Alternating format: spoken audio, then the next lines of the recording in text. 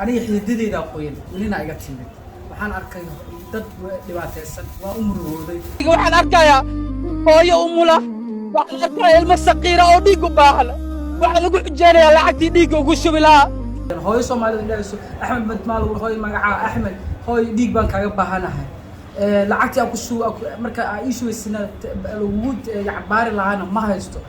markaan arko waan ka damqaday haddaan aniga ka baxsho hooyadaas qof kala sariirta la ajiifo dhiig u baahay aniga haddaan hal mar shubo waxa la leeyahay 3 bilood kadib waa loo baahan yahay shubto qof kale ma haysato marka dadkii waxaan tus in la baahan yahay dhiig loo baahan yahay gurmad loo baahan yahay dad saaxiibadii dhaawac way jireen laakiin waxaa jira saaxiibadii dad ka daro duruufaysan oo dan yar ah oo doonka ay maraan tugsanayaan ama dad wax weydiisanayaan sadaqo wax ku noqdeen oo awoodi kareen caawin aanan haysan isbitaal dad ku jir way kala dariyeen macnaha duruuftu waa la kala duwan yahay iyadoo la kala xanuun badan dhaawacyada ayaa haddana dadku waxay kala yihiin kuwo aanan awoodi karin qarashaad intaas maanta dhahay kadib 20 daqiiqo wadankii iyo jawgii magaalada aad isku bedelay dan iyo dibadba heer wixii gaareen maantay dadka Muqdisho ku nool isbitaalada inay ku jiifaan lacagaan gurmadkan maalintii shanaad uu socdo caawin hadii noqoto cunto dhiig deeq wax walba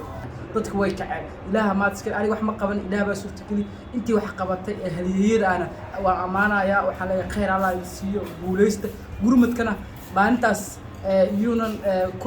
mana ku ekaanin haddana waxaan rajeeyaa inuu soo ku ekaan doono hadda maalintii shanaad weli gurmadka uu socdaa waxaan rabaa hal mid inaan uga faa'iideysto dadka waxyeelada soo gaartay caruur ay dhaleen oo dad dhinteen qaar agooma noqday iyo rajo dadkaas waxa la aan raadino aan u gurmano waxaan hadda baran inaan la isku gurman karo in la caawin karo maanta baranay walaalayaal wadanka wuxuu ku jira abaaro wadanka wuxuu ku jira xaalad aad u xun marka hala caawiyo dadkeena bulshada hala caawiyo hal qof aad badbaadisay wuxuu si caawin karaa laba qofood caawisa 8 qofood marka walaalayaal ilaahay wuxuu yiri raxmakum fil ardi wa yarhamkum fis samaa dadkeen walaalayaal isku naxariisan hatta ana isku gurmanin ama isku naxariis ilaahay noo naxariisanay marka aad oo maasantiin ما تسلي صاحب مقعد يقولي مقعد أحمد آدم حاشا الله ما نسمع له تهرب ديري dadka ay ma cadareen ama liiqaana